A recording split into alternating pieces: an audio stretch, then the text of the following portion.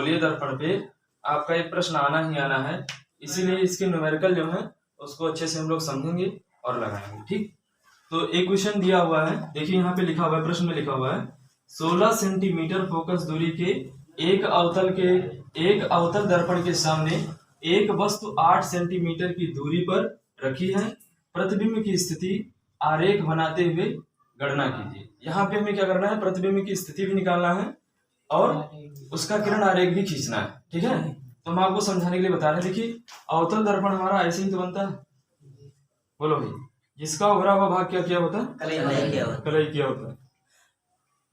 जिधर कलई किया होता है उसके दूसरे साइड में ये वाला जो इधर वाला जो सिरा है इसको क्या बोलते हैं, परावर्तक तल। और परावर्तक तल का जो मध्य बिंदु होता है उसको क्या कहते हैं, ध्रुव। और यहाँ पे इसका हो गया फोकस और यहाँ पे हो गया इसका वक्रता केंद्र। बताया था ना, गोलीय दर्पण जिस कांच के खोखले गोले का कटा हुआ भाग होता है उस कांच के खोखले गोले का केंद्र ही दर्पण का वक्रता केंद्र होता है ना। वक्रता केंद्र और ध्रुव को मिलाने वाली रेखा मुख कहलाती है। ये सब डिफिनेशन आपको बता दी है, वहां से आप देख लीजिएगा। ठीक, अब देखो करना क्या है, करना हमें है 16 सेंटीमीटर फोकस दूरी के, यानी इसकी फोकस दूरी कितनी है, 16 सेंटीमीटर फोकस दूरी है। कितनी फोकस दूरी भाई, 16 सेंटीमीटर। कह दिया 16 सेंटीमीटर फोकस दूरी के अवतल दर्पण के सामने एक वस्तु 8 सेंटीमीटर की दूरी पर होना चाहिए ना, की दूरी पर रखी है, यानी 8 सेंटीमीटर की दूरी पर रखा है। तो कहाँ पे होगा बताओ, ये जब 16 है यहाँ से यहाँ तक दूरी क्या है, 16 है, तो इसका मतलब वस्तु कहाँ पे होगा, यहाँ पे होगा ना भैया। यहाँ से यहाँ चले 16, तो यहाँ से कितनी दूरी चलना है, 8 सेंटीमीटर की दूरी पर वस्तु को रखना है। कितनी सेंटीमीटर की, 8। तो इसका मतलब यहीं कहीं पे तो होगा वस्तु। ये भाई अंतिम वाला कंडीशन बचा है ना, जो बताया थे 6 कंडीशन, वहाँ अंतिम वाला बनना है। तो सबसे पहले जो दिया उसको लिख लो, तो लिखेंगे दिया है, क्या दे रखा है बताओ, अवतल दर्पण की फोकस दूरी, अवतल दर्पण की फोकस दूरी।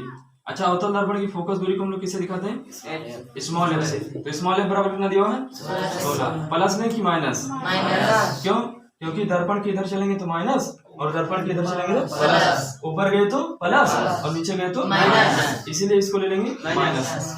अच्छा, और क्या दिया हुआ है, वस्तु की दूरी है ना, ध्रुव से वस्तु की दूरी, ध्रुव से वस्तु की दूरी कितना दिया होता है, u। वस्तु की दूरी u तो होती है, u बराबर कितना दिया हुआ है, 8 सेंटीमीटर। उसमें लिखेंगे -8। निकालना क्या है हमें, यहाँ पर प्रतिबिंब की स्थिति निकालना है। इसका मतलब b की वैल्यू निकालना है। किसकी वैल्यू निकालना है, b की वैल्यू। अब लिखेंगे दर्पण सूत्र, दर्पण फार्मूला लगा दो आप दर्पण सूत्र से।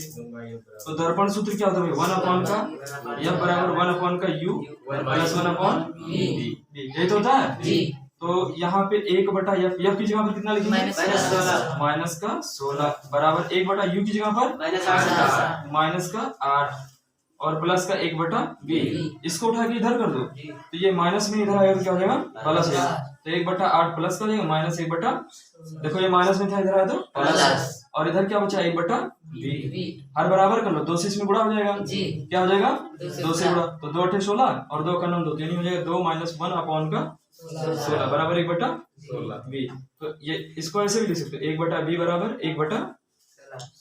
नहीं सुने अरे यार, 2 से तो तिरछा गुणा कर दो, तो b बराबर क्या आएगा 16। अच्छा ये बताओ पॉजिटिव आया, इसका मतलब क्या हुआ, इसका मतलब ये हुआ कि जो प्रतिबिंब बनेगा वो 16 सेंटीमीटर की दूरी पर बनेगा, लेकिन दर्पण के पीछे इधर चलना है, क्योंकि प्लस रहेगा तो इधर चलेंगे और माइनस होगा तो यहाँ से चलेंगे कितनी दूरी पर, 16 सेंटीमीटर की दूरी पर चले गए, और जैसे ही 16 सेंटीमीटर की दूरी पर जाएंगे वस्तु का जो प्रतिबिंब होगा वो दिखा देंगे। और उल्टा दिखाएंगे सीधा, इस कंडीशन में सीधा प्रतिबिंब बनता है। बताया नहीं बताया था, कैसे बनता है सीधा, पूरा आपको 6 कंडीशन में बताया भाई, ठीक है ना। अब कह दिया किरण आरेख खींचो, तो किरण आरेख कैसे खींचेंगे बताओ। एक तो बताया था समांतर डाल लेना आप, है ना, तो समांतर डालेंगे तो वो मुख्य फोकस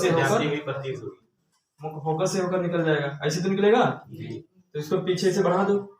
और एक कहाँ से बताया था, एक कहाँ से बताया था भाई, एक बताया था वक्रता केंद्र से, ऐसे खींच दो। तो वक्रता केंद्र से होकर जाने वाली प्रकाश की किरणें जो होती हैं वो दर्पण से परावर्तन के पश्चात पुनः उसी मार्ग में वापस लौट जाती है। तो इसको पीछे की तरफ बढ़ाओगे तो ये जाकर यहाँ कहीं पर काटेंगे, और जहां पर काटेंगे वहीं पर वस्तु का प्रतिबिंब बन जाएगा। और कैसा बनेगा? तो लिखेंगे, हाँ ये बना दिया, स्थिति निकाल दिया, हो गया। किरण आरेख खींचना है, इसी तरीके से किरण आरेख खींचेंगे, ठीक है। जब कहेगा किरण आरेख बनाओ तो इसी तरीके से किरण आरेख बना देंगे। ये इसका क्या हो गया? किरण आरेख। अब बताओ समझ में आ गई है? ये इसका किरण आरेख हो गया, है ना। और जो भी लिखना होगा यहाँ पर ये 16 सेंटीमीटर आ गया तो लिख देना अतः वस्तु का प्रतिबिंब, ऐसे लिखेंगे अतः वस्तु का प्रतिबिंब दर्पण के पीछे 16 सेंटीमीटर की दूरी पर बनेगा। लिख ले जाओगे, नहीं लिख पाओगे? तो इस तरीके से ये वाला प्रश्न हमारा। एक चीज देखो, इसमें थोड़ा सा गलत हो गया, इसको ऐसे कर देना, जो मुख अक्ष के समांतर जाती है प्रकाश की किरण वो दर्पण से टकराने के बाद मुख्य फोकस से होकर जाती है, इसको ऐसे कर दीजिएगा, ठीक है। अब सही है, ठीक। क्योंकि अब मैं बताया था ना, मुख्य अक्ष के समांतर चलने वाली प्रकाश की किरणें दर्पण से परावर्तन के पश्चात मुख्य फोकस से होकर जाती है।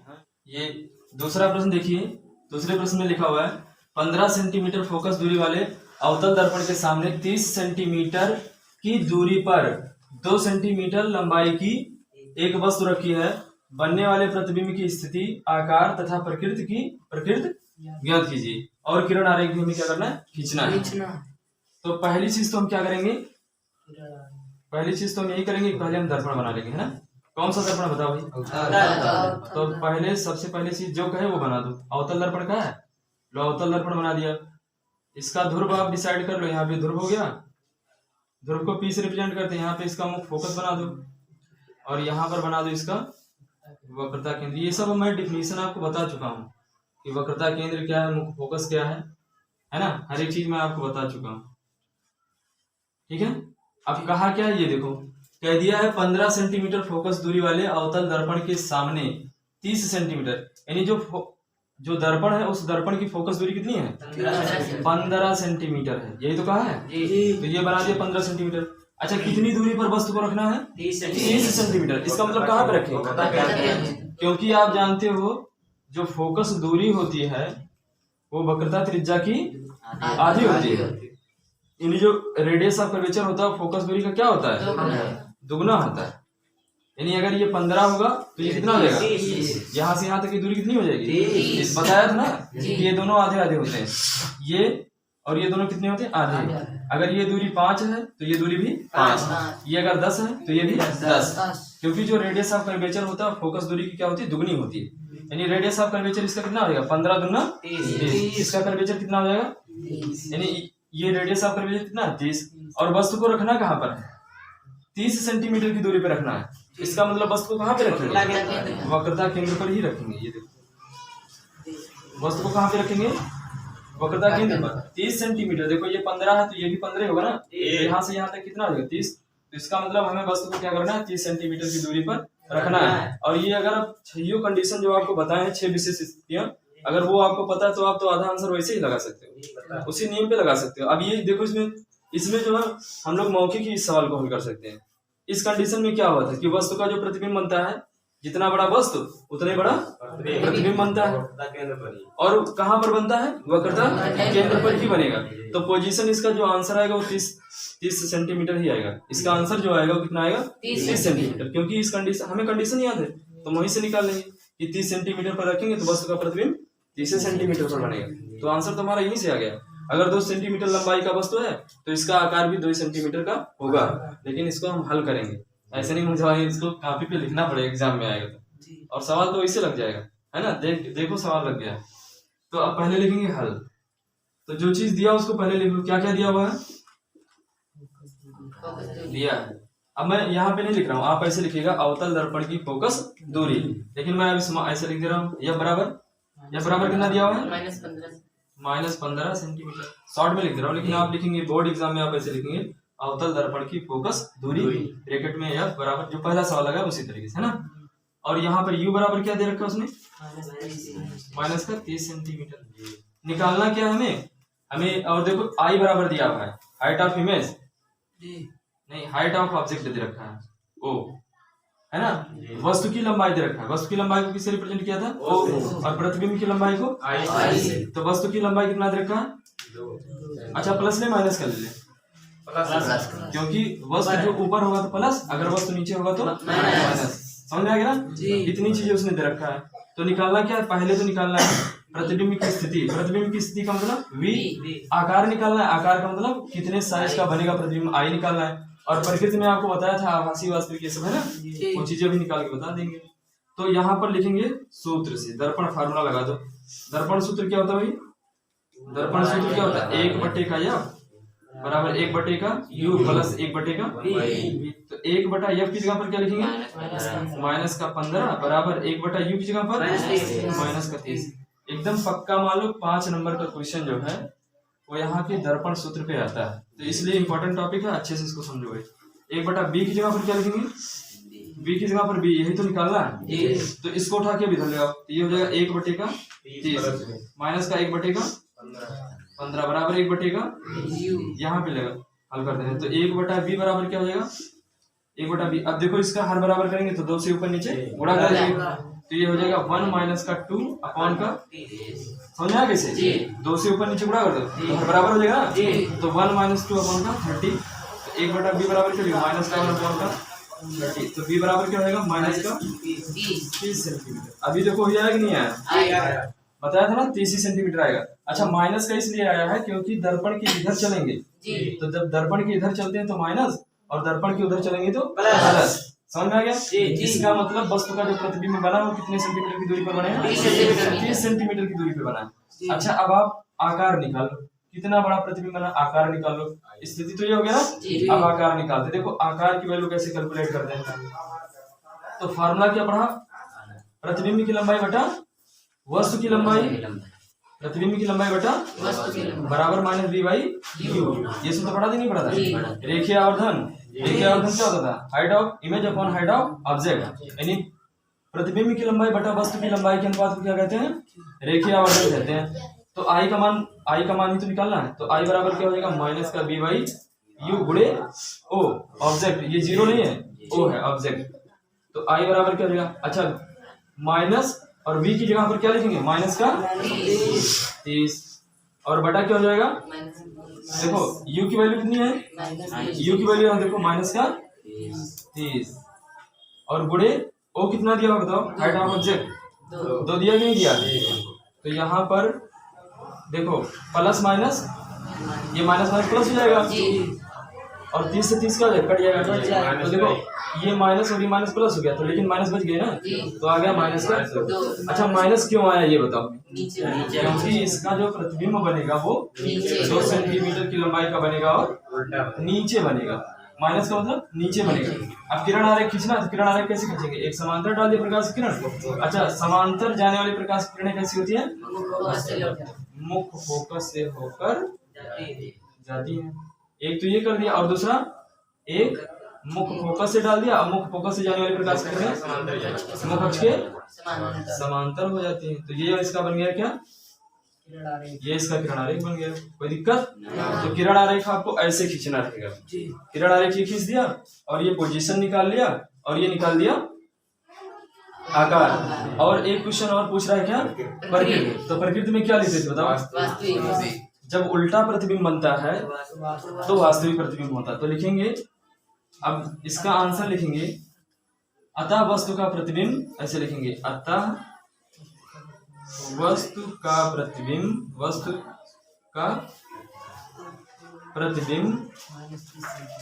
दर्पण के सामने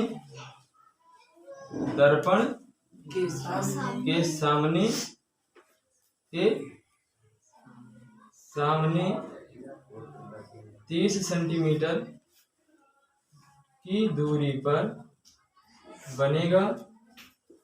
30 सेंटीमीटर की दूरी पर 30 सेंटीमीटर की दूरी पर 2 सेंटीमीटर लंबा, 2 सेंटीमीटर लंबा तथा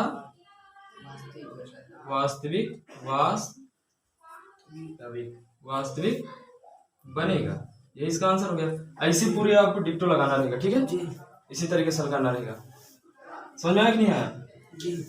ये एक टाइप का सवाल और बच गया है ना, हर एक टाइप के क्वेश्चन करवा चुके हैं, बस एक टाइप का और बचा हुआ है, वो भी आप देख लो।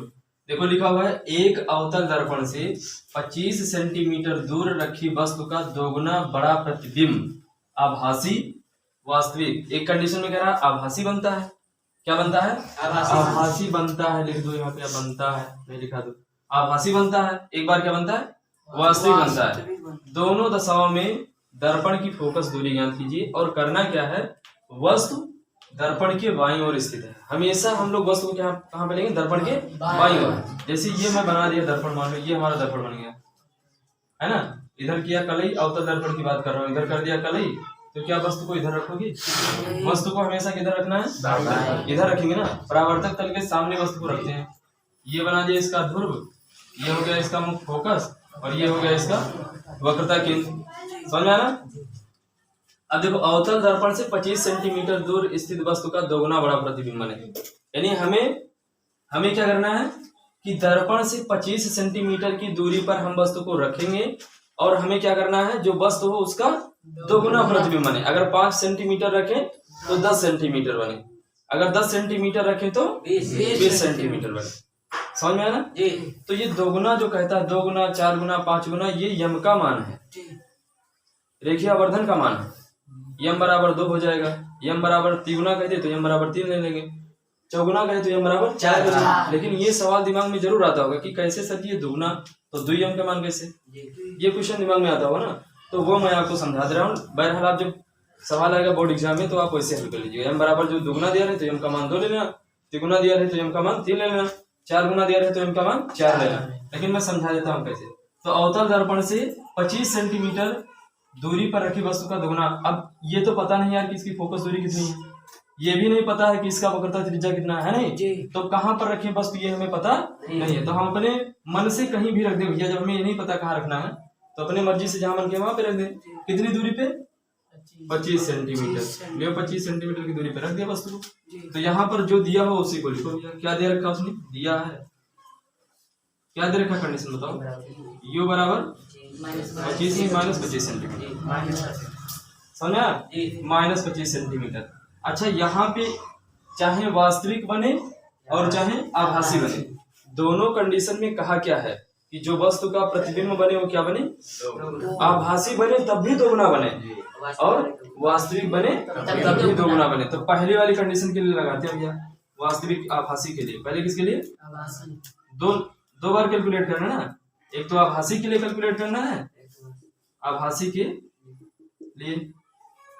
अच्छा फार्मूला आपने क्या पढ़ रखा है बताओ? यम बराबर I/O बराबर -V/U। ये समझा रहा हूँ कि यम का मान 2, 3 कैसे लेते हैं ना। जैसे मैं कहते दोगुना प्रतिबिंब बना तो यम का मान 2 लेना, 3 गुना बना तो यम का मान 3 लेना। तो आपके दिमाग में ये प्रश्न है कैसे, तो वो मैं बता रहा हूँ। तो यम बराबर ये फार्मूला होता है I/O। अच्छा अब देखो हमारा क्या बने, आभासी की बात कर रहा हूँ ना, तो जब आभासी बनता है तो प्रतिबिंब कैसा होता है? सीधा होता है। ये तो होता है सीधा होता है, तो जब सीधा रहेगा तो ये प्लस ले लेंगे और नीचे रहेगा तो माइनस ले लेंगे। तो यहाँ पर देखो जो वस्तु का प्रतिबिंब हो क्या हो? दोगुना हो। किससे? वस्तु से। तो यानी I बराबर क्या हो जाएगा? 2O, 2 गुणे ऑब्जेक्ट, यानी जो प्रतिबिंब होगा वो क्या होगा? 2 गुणे ऑब्जेक्ट होगा। देखो अगर ये 5 सेंटीमीटर होगा तो प्रतिबिंब कितना हो जाएगा? 5 दूनी 10। अगर ये वस्तु जो है 4 सेंटीमीटर होगा तो प्रतिबिंब कितना हो जाएगा? 8। इसका मतलब जो प्रतिबिंब है वो वस्तु की लंबाई का दोगुना है, यानी 2 गुणे ऑब्जेक्ट है। तो यहाँ पर जब रखेंगे तो क्या हो जाएगा भाई? I की जगह पर क्या रखेंगे? 2O, और अपान क्या हो जाएगा? O। तो O से O कट गया ना, तो यम बराबर कितना आ गया? 2 आ गया कि नहीं आ गया? यम का मान कितना हो गया? 2। तो इसी प्रकार से हम जो यम का मान होगा वो 2, 3, 4 ले लेते हैं। तो अब डायरेक्टली मैं ले रहा हूँ इसे, तो लिखेंगे आभासी के लिए यम बराबर कितना ले लेंगे? 2 लेंगे। अच्छा प्लस लेंगे कि माइनस? प्लस लेंगे। आभासी के लिए क्या होगा? प्लस होगा, और वास्तविक के लिए यम का मान माइनस होगा। क्यों? क्योंकि यम बराबर I/O। तो यहाँ पर I भी आपका सीधा होगा, प्रतिबिंब भी आपका सीधा होगा आभासी में, और वस्तु भी आपका सीधे है। तो दोनों ऊपर की तरफ है तो प्लस नहीं हो जाएगा, और एक ऊपर होता है एक नीचे होता तो माइनस हो जाता है। इसीलिए यम का मान जो होगा आभासी के लिए प्लस लेंगे और यम का मान वास्तविक के लिए क्या लेंगे, निगेटिव, क्योंकि ये प्लस ऊपर तो ऑब्जेक्ट प्रतिबिंब नीचे माइनस, तो आभासी के लिए प्लस और वास्तविक के लिए माइनस। आप समझ में कि नहीं है? तो आभासी के लिए m बराबर क्या लेंगे, +2। तो चूंकि m बराबर क्या होता है, m बराबर फार्मूला पर -b/u, तो m की जगह पर कितना लिखेंगे, +2, तो -b/u। तो यहाँ से b बराबर क्या हो जाएगा, -2u। b बराबर क्या हो जाएगा, अरे इसका इधर गुणा नहीं हो जाएगा, तो 2 गुणे u और माइनस को इधर भेज दो, तो b बराबर हो गया -2u। अब लिखेंगे दर्पण सूत्र से, किससे, दर्पण सूत्र से, दर्पण सूत्र से। तो दर्पण फार्मूला क्या होता है, 1/f बराबर 1/u प्लस 1/, अच्छा 1/f की जगह पर कितना लिखे भाई, पता ही नहीं है, f का मान पता है, नहीं पता, यही हमें निकालना है। अच्छा और कुछ पता है, u का मान पता है, v का मान पता है, b का मान कहाँ पता है, -2u है ना, एक की वैल्यू दिया है, एक होता है दोगुना वस्तु का प्रतिबिंब बने, ठीक है, वास्तविक बने, दोनों दिशाओं में फोकस करें। तो यहाँ पे 1/f बराबर, अच्छा b की जगह पर क्या ले सकते हैं, 2u, लेकिन यार एक वैल्यू और देना चाहिए इसको ना, v का मान पता है, u का मान पता है, 50 हो जाएगा। अच्छा हाँ, u की वैल्यू पता है ना, तो u की वैल्यू अगर पता है तो हम b की वैल्यू निकाल सकते हैं, बड़े आराम से निकाल सकते हैं। तो इसमें रखो 1/f बराबर 1/u, और b की जगह पर क्या लिख सकते हैं, 1/-2u लिख सकते हैं। देखो भैया b की जगह पर क्या लिख सकते हैं, 2u, तो रख दिया यहाँ पे, इसको सरल करो तो 1/f बराबर, इसमें दो देखो ये हो जाएगा 1/u माइनस का 1/2u, 2 से ऊपर नीचे गुणा कर दो, तो 1/f बराबर 2 का नाम दो, ये हो जाएगा 1/2u। नहीं समझ में आया? तो इसका इसमें गुणा इसका इसमें, तो f बराबर आ जाएगा 2u, तो f बराबर हो जाएगा 2 गुणे माइनस का 25, तो f बराबर माइनस का 50 सेंटीमीटर। ये वाला समझा, पहली कंडीशन समझा कि इस कंडीशन में जब वस्तु का प्रतिबिंब आभासी बनेगा तो दर्पण की जो फोकस दूरी होगी वो कितनी होगी, 50 सेंटीमीटर। अब बात करते हैं आभासी के बाद किसकी बात करेंगे, वास्तविक के लिए। किसके लिए, तो इसमें कुछ नहीं करना, थोड़ा सा चेंज कर देना। वास्तविक के लिए m का मान क्या ले लेंगे, -2 ले लेंगे, तो फिर वही पुराना काम करना है, m की जगह पर रखेंगे क्या, -2 बराबर -b/u, तो माइनस माइनस प्लस होगा, तो b बराबर क्या जाएगा, 2u, क्या जाएगा, b बराबर 2u। फार्मूला क्या होता है, दर्पण सूत्र लिखेंगे 1/f बराबर 1/u प्लस 1/b, तो 1/f बराबर 1/u प्लस 1/2u। अब इसमें 2 से गुणा करोगे तो ऊपर नीचे क्या हो जाएगा, 1/f बराबर 2 से गुणा कर दो, तो 2 का नाम दो, हर बराबर जुड़ जाएगा, तो 3/2u, तो ये हो जाएगा 3f बराबर 2u। अरे यार इसका इसमें गुणा नहीं होगा, तो f बराबर क्या हो जाएगा, 2u अपॉन का 3, तो f बराबर क्या हो जाएगा, 2/3, और u की वैल्यू क्या है, -25, तो f बराबर हो जाएगा -50/3 सेंटीमीटर। कोई दिक्कत नहीं, समझ में आ गई नहीं यार? तो ये दोनों कंडीशनों के लिए हमारा हो गया। तो हमें लग रहा है इस टाइप के आप सारे सवाल अब हल कर सकते हो। आप प्रैक्टिस कीजिएगा, लगाइएगा, ठीक है।